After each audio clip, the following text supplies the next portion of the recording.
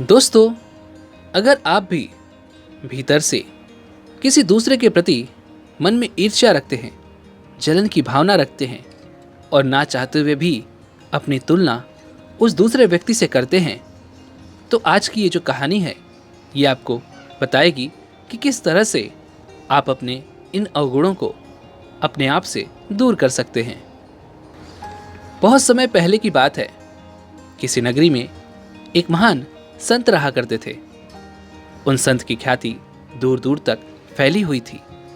जो कोई उनके पास अपनी समस्या लेकर जाता, वो वहां से अपनी समस्या का निवारण लेकर ही वापस आया करता था। उसी नगरी में एक व्यक्ति भी रहा करता था, जिसके पास सारी सुख सुविधाएं थी, जिसके पास धन वैभव किसी चीज की कोई कमी नहीं थी। लेकिन उसके मन में हमेशा दूसरों के प्रति ईर्ष्या की भावना रहती थी और वह इस बात को भली भांति समझता भी था। लेकिन वह अपनी इस आदत को छोड़ना चाहता था, अपने इस विकार को अपने आप से दूर करना चाहता था। एक दिन वह उन संत के पास आता है और उन्हें कहता है, हे महाराज, मेरे जीवन में सारी सुख सुविधाएं हैं, धन वैभव, सारे ऐशो आराम, मेरे पास किसी चीज की कोई कमी नहीं है। फिर भी न जाने क्यों मैं किसी दूसरे के प्रति मन में ईर्ष्या का भाव रखता हूं। मुझे दूसरों से जलन होने लगती है। मैं अपने आप को दूसरों से तुलना करने पर रोक नहीं पाता हूं। लेकिन मैं ये नहीं समझ पाता कि मेरे मन में यह ईर्ष्या का भाव कैसे पैदा हो जाता है। मेरे पास तो वह सब कुछ है जो मुझे चाहिए था, फिर भी न जाने क्यों मैं दूसरों से ईर्ष्या कर बैठता हूं।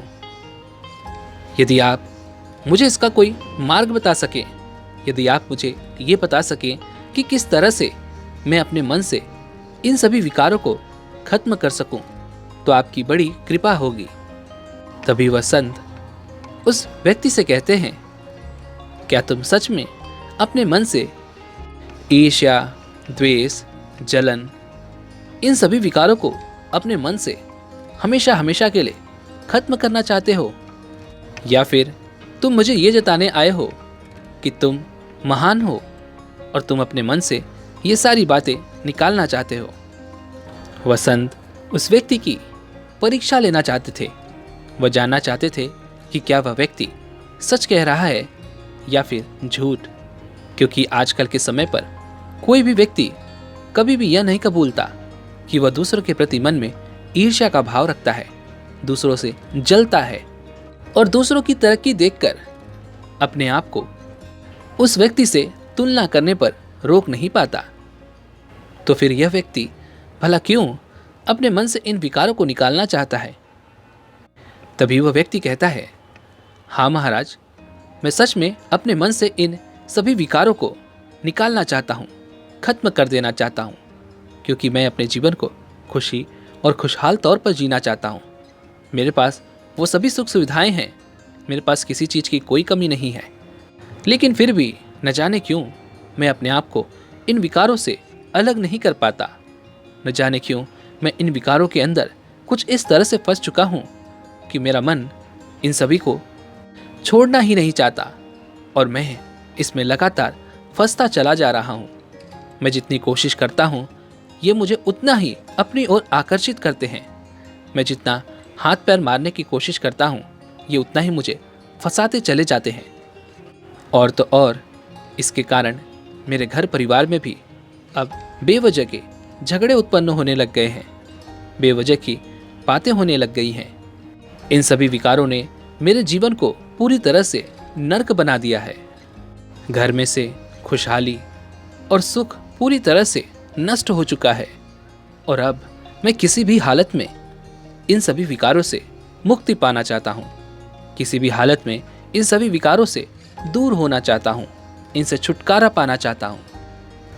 उस व्यक्ति की ये सारी बातें सुनकर वह संत उस व्यक्ति से कहते हैं, तुमने अपनी पहली विजय तो प्राप्त कर ही ली है, क्योंकि कोई भी व्यक्ति कभी यह नहीं स्वीकारता कि वह दूसरों के प्रति मन में ईर्ष्या रखता है जलन की भावना रखता है। तुमने तो यह स्वीकार कर लिया, लेकिन और लोग ये सब स्वीकार करने से डरते हैं, भले ही इनसे उनका पूरा जीवन अस्त व्यस्त क्यों ना हो जाए, भले ही वह इससे पीड़ित रहें, जिंदगी भर इसे झेलते रहें, लेकिन फिर भी वह इनसे मुक्ति नहीं पाना चाहते। वह जीवन भर इस पीड़ा को बर्दाश्त करते रहते हैं और कभी भी इसका कारण जानने की कोशिश नहीं करते। आगे वसंत उस व्यक्ति से कहते हैं, अच्छा तुम मुझे ये बताओ, जब तुम किसी निर्धन व्यक्ति को देखते हो, किसी गरीब व्यक्ति को देखते हो, तो तुम्हारे मन में कौन सी भावना उत्पन्न होती है? तुम उस समय क्या सोचते हो? तब वह व्यक्ति कहता है, हे महाराज, जब मैं किसी निर्धन व्यक्ति को देखता हूँ, किसी ऐसे गरीब व्यक्ति को देखता हूँ जिसे पैसों की सख्त जरूरत है, जिसके पास 2 वक्त की रोटी नहीं है, जिसके पास पहनने के लिए अच्छे कपड़े नहीं हैं, जिसके पास रहने के लिए अच्छा मकान नहीं है, उसके प्रति मेरे मन में दया का भाव उत्पन्न होता है और मैं उसकी मदद करने की कोशिश भी करता हूँ। तभी वसंत उस व्यक्ति से कहते हैं, अच्छा अब तुम मुझे ये बताओ, जब तुम किसी ऐसे व्यक्ति से मिलते हो जो तुम्हारे समान ही धनवान है, जिसके पास वे सारी सुख सुविधाएं हैं, धन वैभव, किसी चीज की कोई कमी नहीं है, तब तुम्हारे मन में कौन सा भाव उत्पन्न होता है? इस पर वह व्यक्ति कहता है, हे महाराज, जब मैं किसी ऐसे व्यक्ति से मिलता हूं जो मेरे ही समान धनवान है, तो मेरे मन में ईर्ष्या होने लगती है, मेरे मन में एक अभाव सा उत्पन्न होता है। मैं उससे भी अमीर बनना चाहता हूँ, मैं उससे भी ज़्यादा धनवान बनना चाहता हूँ। मेरे मन में बस यही भावना होती है कि मुझे उस व्यक्ति से और अत्यधिक धनवान बनना है। तभी वसंत उस व्यक्ति से कहते हैं, अच्छा तो तुम मुझे ये बताओ, जब तुमसे कोई अत्यधिक धनवान हो और तुम किसी ऐसे व्यक्ति से मिलते हो, तब तुम्हारे मन में कौन सा भाव उत्पन्न होता है? इसका जवाब देते हुए वह व्यक्ति कहता है, हे महाराज, जब मैं किसी ऐसे व्यक्ति से मिलता हूँ जो मुझसे अत्यधिक धनवान है, तो मुझे उससे भी अत्यधिक धनवान बनने की इच्छा जग उठती है और मैं किसी भी हालत में उस व्यक्ति से और अत्यधिक धनवान बनना चाहता हूँ और अत्यधिक धन कमाना चाहता हूँ। कुछ इस तरह के भाव मेरे मन में उत्पन्न होने लगते हैं। इस पर वसंत उस व्यक्ति से एक और सवाल करते हैं। वह कहते हैं कि मान लो तुम किसी ऐसे व्यक्ति से मिलते हो जो तुमसे अत्यधिक धनवान है, जो तुमसे कहीं ज़्यादा अमीर है, जिसके पास धन की कोई कमी नहीं, लेकिन यदि तुम उसकी बराबरी करना भी चाहो तो तुम उसकी बराबरी नहीं कर पाओगे। यह जानकर तुम्हारे मन में किस तरह का भाव उत्पन्न होता है? इसका जवाब देते हुए वह व्यक्ति कहता है, हे महाराज, यदि मैं सच कहूँ तो उस वक्त मेरे मन में ईर्ष्या होने लगती है, मेरे मन में एक जलन की भावना उत्पन्न होने लगती है। मुझे यह लगता है कि आखिर उसके पास इतना धन कैसे है? मैं भी तो मेहनत कर रहा हूँ, मैंने भी तो कई सारे काम किए हैं, मेरे पास इतना धन क्यों नहीं? उसके पास मुझसे अधिक सुख सुविधाएं कैसे हैं? उसके पास वह सब कुछ है जो मुझे चाहिए और मैं किसी भी हालत में उसके जैसा बनना चाहता हूँ, उसके जितना धनवान बनना चाहता हूँ। मुझे भी वो सारी सुख सुविधाएं चाहिए जो उसके पास हैं, लेकिन उस वक्त जो मेरे पास है, मेरी नज़र उस पर कभी नहीं पड़ती। इसका जवाब देते हुए वसंत उस व्यक्ति से कहते हैं, बस इसी तरह से तुम्हारे मन में ईर्ष्या का जन्म हो जाता है और तुम दूसरों के प्रति जलन की भावना पैदा कर लेते हो। और ईर्ष्या का अर्थ है अधूरापन। जब तुम्हें ऐसा लगता है कि सामने वाले के पास वह सब कुछ है जो तुम्हारे पास नहीं है, इसका अर्थ यह हुआ कि जब तुम्हें अपने भीतर कोई कमी महसूस होती है और तुम उस कमी को पूरा करना चाहते हो, और तभी तुम्हें वह सामने वाला पूरा नजर आता है जिसके पास वह सब कुछ है जो तुम्हें चाहिए था। तुम्हें लगता है कि उसके जीवन में ऐसी कोई कमी नहीं है जिसका सामना उसे करना पड़े।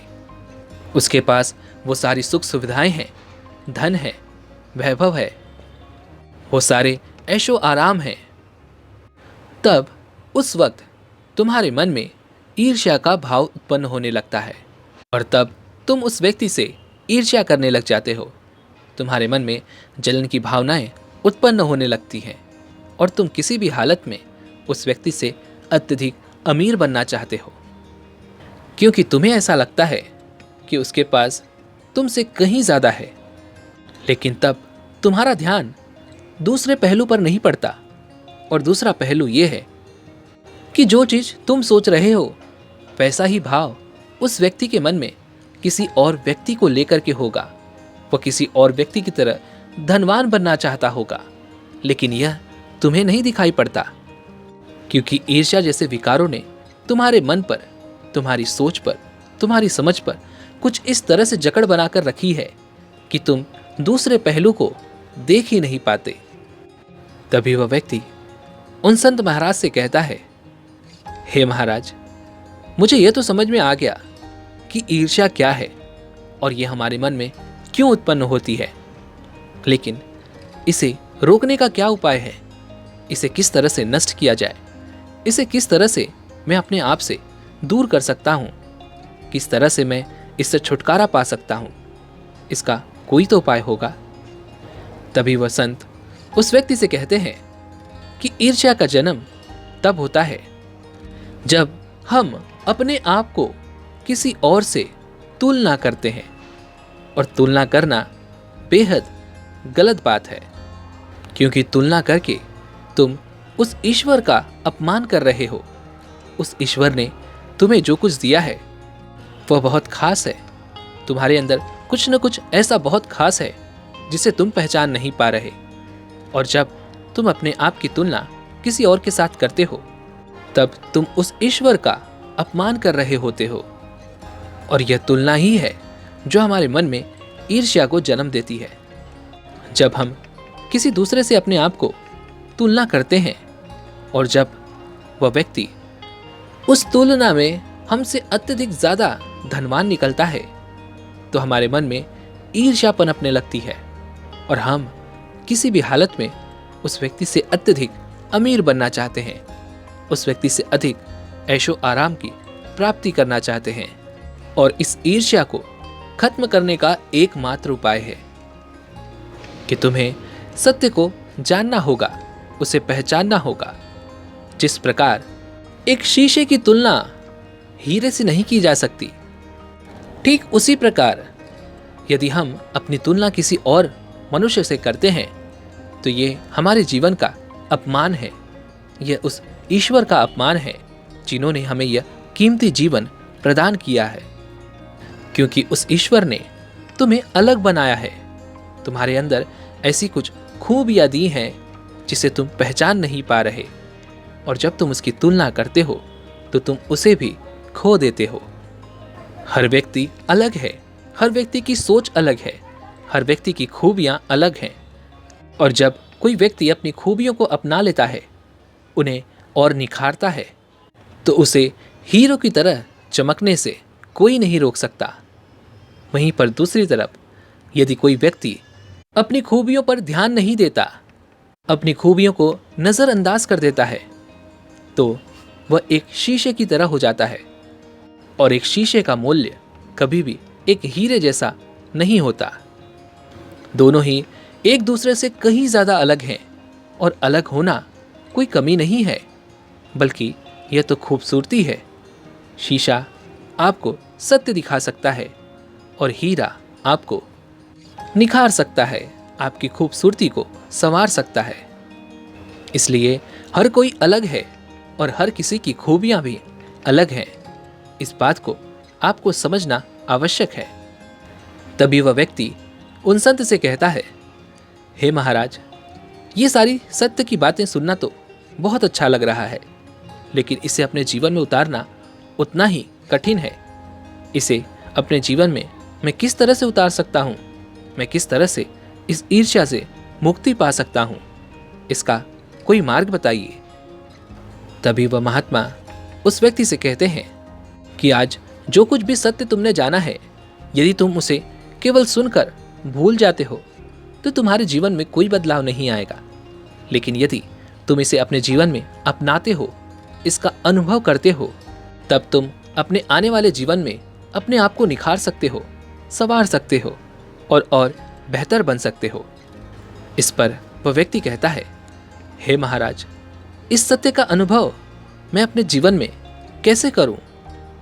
तभी वह संत उस व्यक्ति से कहते हैं, जिस प्रकार आग का स्वभाव जलाना होता है, पानी का स्वभाव प्यास बुझाना होता है, ठीक उसी प्रकार तुम्हें अपने मन के इस स्वभाव को भी समझना होगा, पता करना होगा। तुम्हें अपने मन को जानना होगा कि यह कब और किस तरह से काम करता है, इसे क्या अच्छा और क्या बुरा लगता है, और जो तुम्हें किसी से अपनी तुलना करने पर मजबूर भी कर देता है। यहाँ तक कि इसने तुम्हें इस तरह से काबू में रखा हुआ है कि तुम इसके ईर्ष्या के जाल से भी निकल नहीं पाते। इस पर वह व्यक्ति कहता है, हे महाराज, आपने मुझे ईर्ष्या क्या है ये बता दिया, इस ईर्ष्या को खत्म कैसे करें ये भी बता दिया, लेकिन अब ये मन, इसे मैं कैसे समझूं, इसे कैसे पता करूं कि यह कब क्या चाहता है, क्या अच्छा क्या बुरा चाहता है, यह सब मुझे कैसे पता चलेगा? तभी वह संत उस व्यक्ति से कहते हैं, अपने मन को अच्छी तरह से जानना और उस पर नियंत्रण करने के लिए तुम्हें ध्यान करना होगा, और यही एकमात्र उपाय है जिससे तुम अपने मन को पूरी तरह से जान सकते हो, समझ सकते हो और इस पर अपना नियंत्रण भी पा सकते हो। और इसी से तुम्हें अपने मन का स्वभाव भी पता चलेगा कि वह कब क्या चाहता है, किस तरह से चाहता है, कब अच्छा और कब बुरा चाहता है। इस पर वह व्यक्ति कहता है, हे महाराज, पर ध्यान करना तो बहुत कठिन है। मैंने कई बार कोशिश भी की थी, लेकिन यह मुझसे नहीं हो पाया। तभी वो महात्मा मुस्कुराते हैं और उस व्यक्ति से कहते हैं, ध्यान करना बहुत कठिन है, लेकिन ध्यान होने देना बहुत सरल है। इस पर वो व्यक्ति उन संत से कहता है, हे महाराज, यह ध्यान होने देने का क्या अर्थ हुआ? इसे नींद में किया जाता है।